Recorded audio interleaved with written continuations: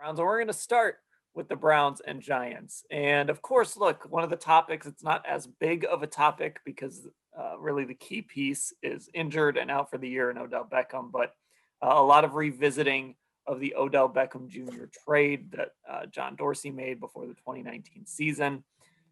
The Browns got, of course, Odell Beckham and Olivier Vernon. They threw all of that stuff together into one big deal. The Giants got Jabril Peppers, Kevin Zeitler, the Browns number 17 pick, which they used on Dexter Lawrence, and then also the Browns number 95 pick, which is a pick they got from the Patriots to take Zimenez, I believe is how you say it. I was looking up that pronunciation beforehand, and I still don't really know for sure, but that's what the Giants got. So the question is, do we know if anyone won this trade? Is it fair to say one team won this trade or not yet? It's a great question, and obviously it will be kicked around all throughout the week. At this point, it almost does seem like it sort of went in the Giants' favor for a number of reasons. They got a lot of pieces out of the trade that have really helped them. They've got a lot of starters. Jabril is a starter. Dexter Lawrence is a starter. Kevin Zeitler is a starter. And is the other guy a starter? I forget. The one that's injured? He was playing kind of limited snaps in 4 games this year. So they got a role player there. And I think the biggest thing for them, and this is something that you don't see on paper, is that they unloaded for them a player that they just felt wasn't good for their football team in terms of the locker room and the culture and what they were trying to do. I mean, he was speaking out against the Giants. He was criticizing Eli Manning in an ESPN interview.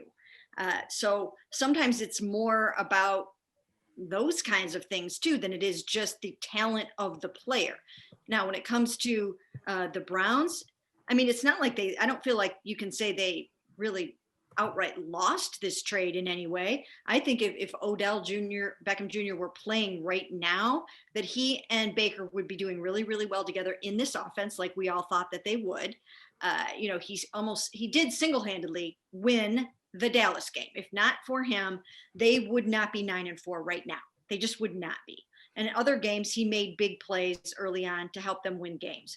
So I don't even know, even at this point, if they would have the record that they would have without Odell. And I think that they would be a much better football team if he were not injured right now. And then Vernon has done a nice job. He's been injured. That hasn't helped matters. But we'll see how it goes. I mean, he's started to kind of pick it up here over the last 3 or 4 games. And if he is a big reason why, they make the playoffs and succeed in the playoffs, then I think that will count for a lot. This is hard because one team got, more players than the other team. And really, if you take the draft picks out of the equation for a minute and just talk about the players who were known quantities that are known commodities at that point, none of those guys has really played up to expectations, or at least not as well as they did prior to joining their new team, right?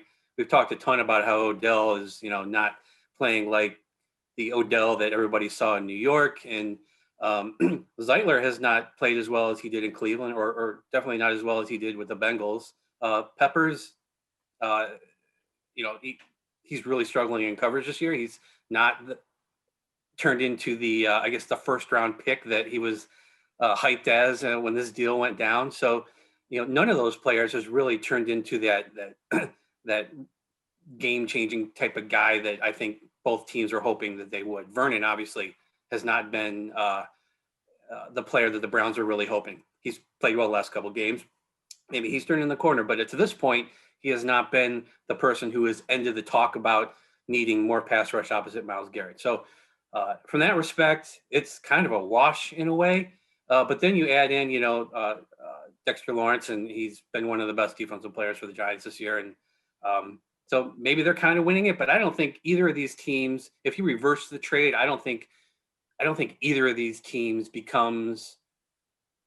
I don't think it really devastates either of these teams either way. I think they're much the same kind of team in a way. I mean, obviously the Giants are going to have someone playing safety.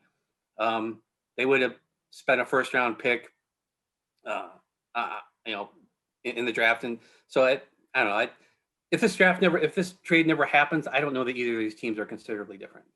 It seems like, yeah, every time I hear about Jabril Peppers talked about, you know, he's liked there, but I mean, Scott, you're right. He's not really grading out particularly well outside of as a pass rusher, and that was kind of what it was like here. You know, we knew he could get after the quarterback a little bit from the safety position, but everything else was kind of okay. So I don't think the Browns are worse off because of what they gave up necessarily. I think they're, like you said, kind of where they're supposed to be.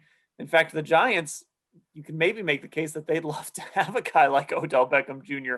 helping out their young quarterback, you know, if they could kind of live with all the other stuff, the financials and, you know, kind of Odell in the New York media market sort of stuff that they were dealing with.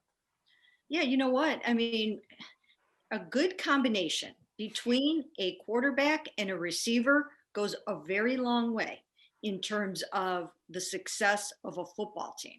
So who knows how he would have been doing with Daniel Jones and what impact he may have had. And we have seen that good offenses in the NFL have been kind of trumping good defenses when it comes to winning football games and making the playoffs and things like that. And we've have actually just seen it, you know, even in recent weeks.